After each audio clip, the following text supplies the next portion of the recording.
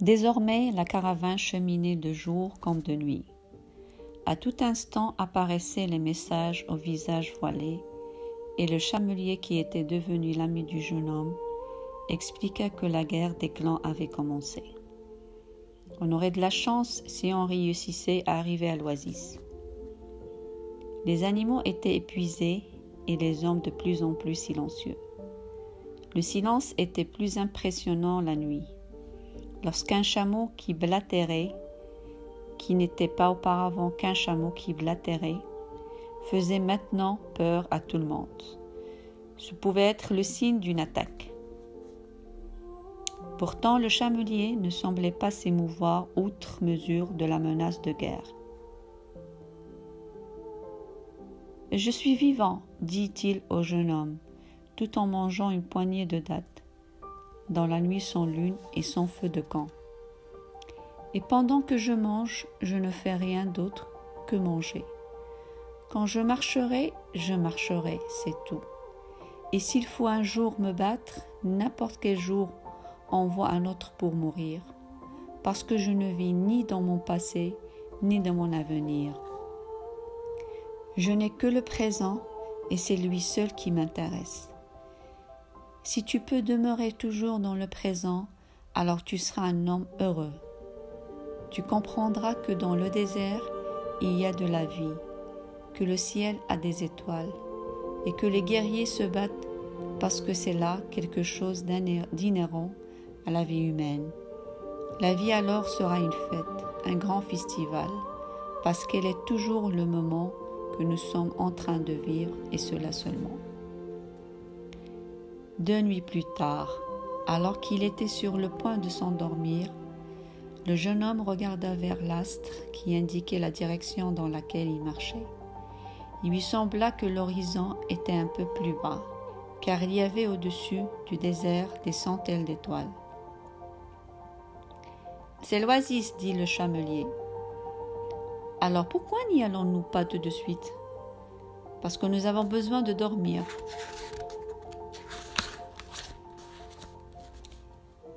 Il ouvrit les yeux alors que le soleil commençait à surgir à l'horizon.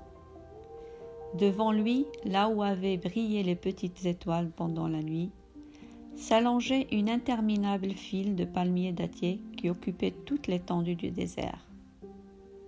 « Nous y sommes arrivés !» s'exclama l'Anglais, qui venait lui aussi de se réveiller. Le jeune homme cependant resta muet. Il avait appris le silence du désert et se contentait de regarder les palmiers en face de lui. Il avait encore un long chemin à parcourir pour arriver jusqu'aux pyramides. Et ce matin-là, un jour, ne serait plus pour lui qu'un souvenir. Mais maintenant, c'était le moment présent, la fête dont avait parlé le chamelier. Il essayait de vivre ce moment avec les leçons de son passé et les rêves de son futur. Un jour, cette vision de milliers de palmiers ne serait plus qu'un souvenir. Mais en cet instant, il signifie pour lui l'ombre, l'eau et un refuge devant la guerre. De la même façon qu'un chameau qui blatérait pouvait se transformer en signal de danger. De même, une file de palmiers pouvait représenter un miracle. Le monde parle plus d'un langage, pensa-t-il. Quand la marche du temps s'accélère, les caravanes aussi se hâtent, pensa l'alchimiste, en voyant arriver dans l'oasis des centaines de personnes et d'animaux. Les habitants se précipitaient en criant à la rencontre des nouveaux venus. La poussière soulevée masquait le soleil du désert, et les enfants sautaient d'excitation à la vue des étrangers. L'alchimiste observa que les chefs de tribu se rassemblaient pour rejoindre le chef de la caravane et qu'ils tenaient ensemble un long conciliabule. Mais rien de tout cela n'intéressait l'alchimiste. Il avait déjà pu voir des quantités de gens arriver et repartir, cependant que l'oasis et le désert demeuraient immuables. Il avait vu les rois et les mendiants fouler ces étendues de sable qui changeaient de forme sous l'action du vent, mais qui étaient toujours celle-là même qu'il avait connue quand il était enfant. Malgré tout, il ne parvenait pas à maîtriser au fond de son cœur un peu de cette allégresse que ressentait tout voyageur quand, après la terre jaune et le soleil d'azur, le vent des palmiers dattiers apparaissait devant ses yeux. Peut-être Dieu a-t-il créé le désert pour que l'homme puisse se réjouir à la vue des palmiers, pensa-t-il. Il résolut alors de se concentrer sur des questions d'ordre plus pratique. Il savait qu'avec cette caravane arrivait l'homme à qui il devait enseigner une partie de ses secrets. Les cils l'en avaient informé. Il ne connaissait pas encore cet homme, mais ses yeux expérimentés le reconnaîtraient à l'instant où il le verrait. Il espérait que ce serait quelqu'un d'aussi doué que son disciple précédent. Je ne sais pourquoi ces choses doivent absolument se transmettre de bouche à oreille, songeait-il. Ce n'était pas exactement parce qu'il s'agissait de véritables secrets. Dieu révélait librement ses secrets à toutes les créatures. Il ne voyait à cela qu'une explication. Ces choses devaient se transmettre de cette manière parce qu'il était sans doute fait de vie pure, et ce type de vie est bien difficile à capter sous forme de peinture ou par les paroles. Car les gens cèdent à la fascination des tableaux et des mots, et pour finir, ils oublient le langage du monde. Les nouveaux arrivants furent amenés immédiatement en présence des chefs de tribu de Fayoum. Le jeune homme avait du mal à en croire ses yeux. Au lieu d'un puits entouré de quelques palmiers, selon la description qu'il avait lue une fois dans un livre d'histoire, il s'apercevait que l'oasis était beaucoup plus grande que bien des villages d'Espagne. Elle comprenait 300 puits, 50 000 dattiers et un grand nombre de tentes de couleurs disséminées au milieu des palmiers. On croyait les mille et une nuits, dit l'Anglais, impatient de rencontrer au plus tôt l'alchimiste. Ils furent aussitôt entourés d'enfants qui regardaient avec curiosité les montures, les chameaux, les gens qui arrivaient. Les hommes voulaient savoir s'ils avaient aperçu les signes d'une bataille, et les femmes se disputaient les étoffes et les pierres que les marchands avaient apportées. Le silence des déserts semblait maintenant un rêve lointain. Tout le monde parlait sans discontinuer, riait, s'égosillait, comme si l'on avait quitté un monde de pur esprit pour se retrouver parmi les hommes. Les gens étaient joyeux et satisfaits. En dépit des précautions prises la veille, le chamelier expliqua au jeune homme que les oasis dans le désert étaient toujours considérées comme des terrains neutres parce que la majeure partie de ceux qui y vivaient étaient des femmes et des enfants. Il y avait des oasis aussi bien d'un côté que de l'autre, de sorte que les guerriers allaient combattre au milieu des sables du désert et laisser les oasis en paix, comme des lieux d'asile. Le chef de la caravane rassembla tout son monde, non sans quelques difficultés, et commença à donner ses instructions. On allait rester là tant que durerait la guerre entre les clans. En tant que visiteurs, les gens de la caravane seraient hébergés sous les tentes des habitants de l'oasis, qui leur offriraient les meilleures places. C'était la loi de l'hospitalité traditionnelle. Puis il demanda à tous, y compris ses propres sentinelles, de remettre leur âme aux hommes désignés par les chefs de tribu. « Ce sont les règles de la guerre, expliqua-t-il. De cette façon, les oasis ne peuvent servir de refuge à des combattants. » À la grande surprise du jeune homme, l'Anglais sortit d'une poche de sa veste un revolver chromé qu'il remit à l'homme chargé de collecter les armes. « Pourquoi un revolver ?» demanda le jeune homme. « Pour m'aider à me fier aux gens. » répondit l'Anglais. Il était heureux d'être parvenu au terme de sa quête. Le jeune homme, pour sa part, songeait à son trésor. Plus il se rapprochait de son rêve, plus les choses devenaient difficiles. Ce que le vieux roi avait appelé la chance du débutant ne se manifestait plus. C'était maintenant, il le savait, l'épreuve de l'obstination et du courage pour qui est à la recherche de sa légende personnelle. Aussi ne devait-il pas se précipiter, se montrer impatient. Autrement, il risquerait de ne pas voir les signes que Dieu avait mis sur sa route. C'est Dieu qui les a placés sur mon chemin, pensa-t-il. S'étonnant lui-même, jusque-là, il avait considéré les signes comme quelque chose qui appartenait au monde. Quelque chose comme de manger ou de dormir, comme de partir en quête de l'amour ou à la recherche d'un emploi.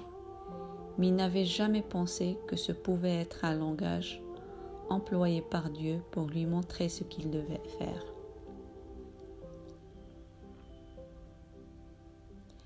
Ne sois pas impatient, répéta-t-il encore à sa propre adresse.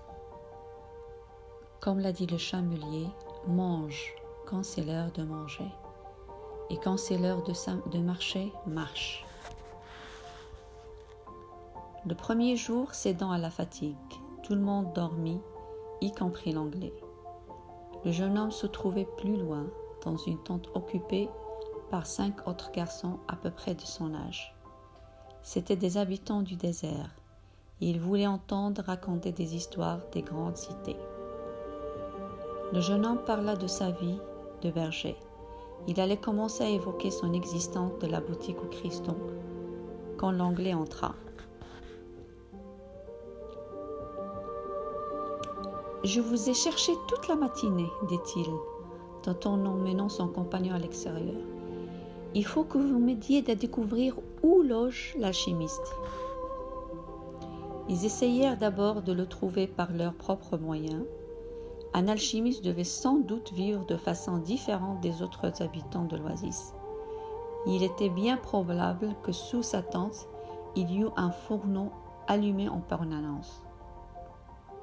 Ils finirent par se rendre compte, après avoir beaucoup marché, que l'oasis était bien plus vaste qu'ils ne l'avaient imaginé, et qu'il y avait là des centaines et des centaines de tentes. Presque toute une journée perdue, dit l'Anglais en s'asseyant, avec son compagnon près de l'un des puits de l'oasis. Il vaudrait peut-être mieux demander, dit le jeune homme. L'Anglais n'avait pas envie de révéler sa présence de la Fayoum et se montra hésitant. Finalement, il donna son accord et demanda au jeune garçon, qui parlait à l'arabe mieux que lui, de se charger de l'affaire. Ce dernier s'approcha donc d'une femme qui venait d'arriver au puits pour remplir une outre en peau de mouton. « Madame, bonsoir. Je voudrais savoir où demeure un alchimiste qui vit dans cette oasis, » demanda-t-il. La femme répondit qu'il n'en avait jamais entendu parler et s'en fut aussitôt. Toutefois, elle prit le temps d'avertir le jeune homme qu'il ne devait pas adresser la parole aux femmes habillées de noir, car c'étaient des femmes mariées. Il fallait respecter la tradition. L'Anglais fut extrêmement déçu. Ainsi, il avait fait tout ce voyage pour rien. Son compagnon en fut également attristé. L'Anglais lui aussi poursuivit sa légende personnelle, et quand une personne est dans ce cas, l'univers tout entier s'efforce de lui faire obtenir ce qu'elle cherche. Ainsi avait dit le vieux roi. Il ne pouvait pas se tromper.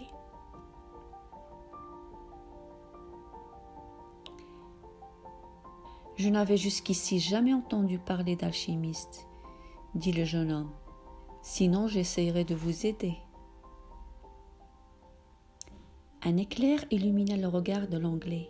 « Mais bien sûr, » s'exclama-t-il. « Peut-être bien que personne ici ne sait ce qu'est un alchimiste. » Informez-vous donc plutôt de l'homme qui soigne toutes les maladies du village. » Plusieurs femmes vêtues de noir vinrent chercher de l'eau puis, mais l'Anglais eut beau insister, le jeune homme ne voulut pas leur adresser la parole. Finalement, un homme s'approcha. « Connaissez-vous quelqu'un qui soigne les maladies dans le village ?» lui demanda le jeune homme. « C'est Allah qui soigne toutes les maladies, » répondit l'homme, visiblement effrayé par ces étrangers. « Vous cherchez des sorciers, vous deux ?» Et après avoir récité quelques versets du Coran, il passa son chemin. Un autre homme survint. Il était plus âgé et portait seulement un petit seau. Le garçon lui posa la même question. « Pourquoi vous voulez donc connaître un homme comme celui-là » demanda l'arabe pour toute réponse. « Parce que mon ami que voici a fait un voyage de plusieurs mois pour le rencontrer. » « Si cet homme existe ici dans l'oasis, il doit être très puissant, » dit le vieil homme, après avoir réfléchi un instant. « Même les chefs de tribu ne pourraient pas le voir à leur guise en cas de besoin. Il faudrait que ce soit lui qui le décide. Attendez plutôt la fin de la guerre et repartez avec la caravane. Ne cherchez pas à entrer dans la ville de l'oasis, » conclut en s'éloignant. Mais l'Anglais exulta. Ils étaient sur la bonne piste. C'est alors qu'apparut une jeune fille qui n'était pas habillée de vêtements noirs. Elle portait une jarre qui reposait sur son épaule, avait un voile autour de la tête, mais son visage était découvert. Le jeune homme s'avança vers elle pour l'interroger au sujet de l'alchimiste.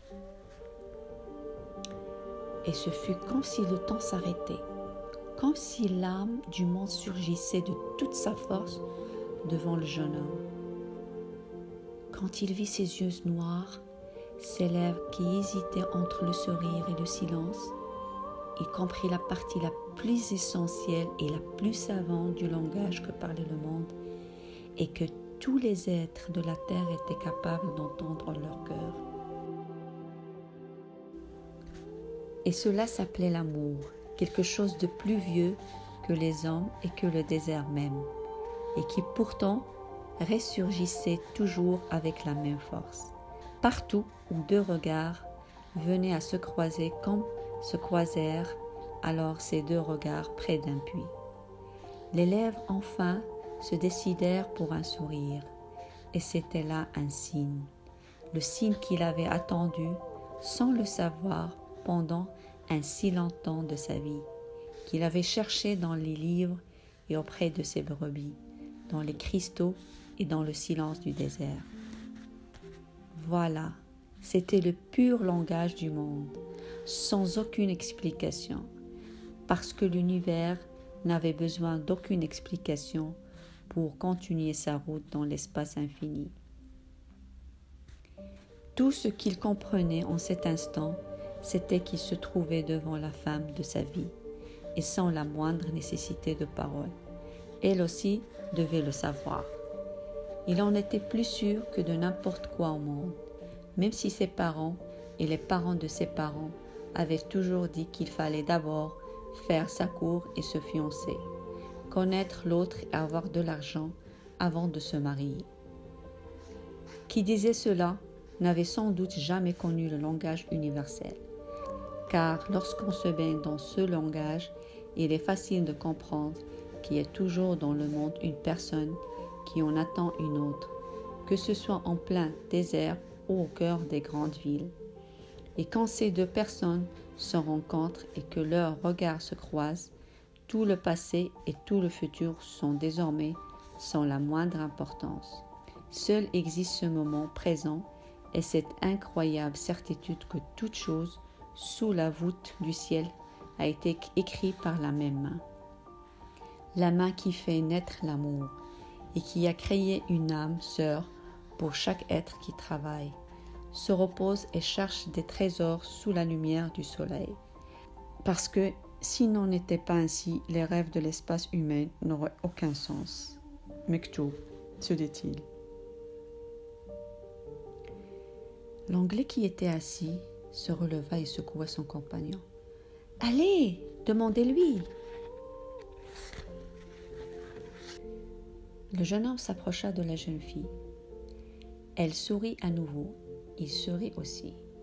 « Comment t'appelles-tu » demanda-t-il. « Mon nom est Fatima » répondit-elle, les yeux baissés. « C'est un nom que portent certaines femmes dans le pays d'où je viens. C'est le nom de la fille du prophète, dit Fatima. Nos guerriers l'ont transportée là-bas. » La douce jeune fille parlait de guerriers avec fierté. L'Anglais à côté insistait et le jeune homme demanda s'il savait quelque chose de langue qui guérissait toutes les maladies. « C'est un homme qui connaît les secrets du monde. Il parle avec les djinns du désert, dit-elle. Les djinns étaient les génies du bien et du mal. Et la jeune fille montra d'un geste la direction du sud, où habitait cet étrange personnage. Puis, elle emplit sa cruche et partit. L'Anglais s'en alla aussi à la recherche de l'alchimiste. Et le jeune homme resta un long moment assis à côté du puits, comprenant qu'un jour le levant avait laissé sur son visage le parfum de cette femme et qu'il l'aimait avant même de savoir qu'elle existait, et que l'amour qu'il avait pour elle lui ferait découvrir tous les secrets du monde. Le lendemain, il retourna au puits pour y attendre la jeune fille. Il fut surpris d'y trouver l'Anglais qui pour la première fois contemplait le désert. « J'ai attendu tout l'après-midi, toute la soirée, » dit l'Anglais. Il est arrivé au moment où apparaissaient les premières étoiles. Je lui ai dit ce que je cherchais et il m'a demandé si j'avais déjà transformé du plomb en or. J'ai répondu que c'était précisément ce que je souhaitais apprendre. Alors il m'a dit d'essayer. Il ne m'a rien dit d'autre que ces mots. Va essayer. Le jeune homme demeura silencieux. Ainsi l'Anglais avait fait tout ce trajet pour s'entendre dire ce qu'il savait déjà. Il se souvint que lui-même avait donné 6 moutons au vieux roi pour un résultat semblable. « Eh bien, essayez, dit-il à l'Anglais. C'est bien ce que je vais faire et je vais m'y mettre tout de suite. »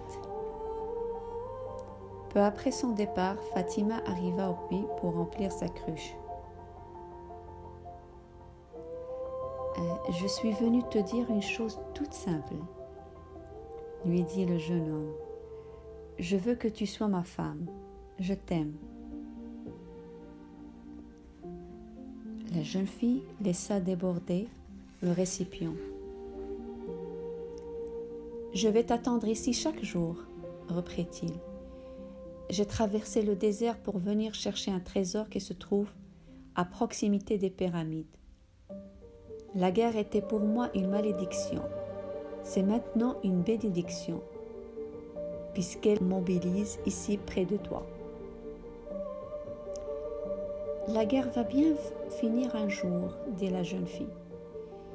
Il regarda les palmiers dattiers de l'oasis. Il avait été berger. Il y avait là des quantités de moutons. Fatima avait plus d'importance que le trésor. « Les guerriers cherchent leur trésor, dit-elle, comme s'ils devinaient ses pensées. Et les femmes du désert sont fières de leurs guerriers. » Puis il emplit à nouveau sa cruche et s'enfuit. Tous les jours, le jeune homme allait au puits attendre la venue de Fatima. Il lui raconta son existence de berger, la rencontre du roi, la boutique aux cristaux. Ils devinrent amis, et sauf pendant la quinzaine de minutes qu'il passait en sa compagnie, il trouvait le temps terriblement long tout le reste de la journée. Alors qu'il se trouvait dans l'oasis depuis près d'un mois, le chef de la caravane convoqua tout le monde à une réunion. « Nous ne savons pas quand va finir la guerre et nous pouvons reprendre notre voyage, dit-il. Les combats vont sans doute durer très longtemps encore, peut-être des années. Il y a d'un côté comme de l'autre des guerriers pleins de courage et de vaillance, et chacune des deux armée et fière de se battre. Ce n'est pas là une guerre entre les bons et les méchants. C'est une guerre entre des forces qui luttent pour la conquête du même pouvoir. Et lorsqu'on s'engage une bataille de ce genre, elle dure plus longtemps que les autres. Parce que dans ce cas, Allah est des deux côtés à la fois. » Les gens se dispersèrent. Le jeune homme, ce soir-là, revit Fatima lui rapporta ce qui s'était dit lors de la réunion. À notre deuxième entrevue, dit la jeune fille, tu m'as parlé de ton amour. Ensuite, tu m'as appris des choses très belles, comme le langage et l'âme du monde. Et tout cela, peu à peu, fait de moi une part de toi-même. Le garçon écoutait sa voix et la trouvait plus belle que le bruissement du vent dans les palmes des dattiers. Il y a bien longtemps que je suis venue ici auprès de ce puits pour t'attendre. Je n'arrive pas à me rappeler mon passé. La tradition, la façon dont les hommes veulent que se comportent les femmes du désert. Toute petite, je rêvais que le désert m'apporterait un jour le plus beau présent de mon existence. Et ce présent m'est enfin offert, et c'est toi. Il voulut prendre sa main, mais Fatima tenait les anses de la jarre. Tu m'as parlé de tes rêves, du vieux roi, du trésor. Tu m'as parlé des signes. Voilà pourquoi je ne crains rien, parce que ce sont ces signes qui t'ont amené à moi. Et je fais partie de ton rêve, de ta légende personnelle, quand tu te dis si ce vent. Pour cette raison même, je veux que tu poursuives ta route en direction de ce que tu es venu chercher. S'il te faut attendre la fin de la guerre, c'est très bien. Mais si tu dois partir plus tôt, alors pars vers ta légende. Les dunes changent sous l'action du vent. Mais le désert reste toujours le même. Ainsi en sera-t-il de notre amour. Mektoub, dit-elle encore, si je fais partie de ta légende, tu reviendras un jour.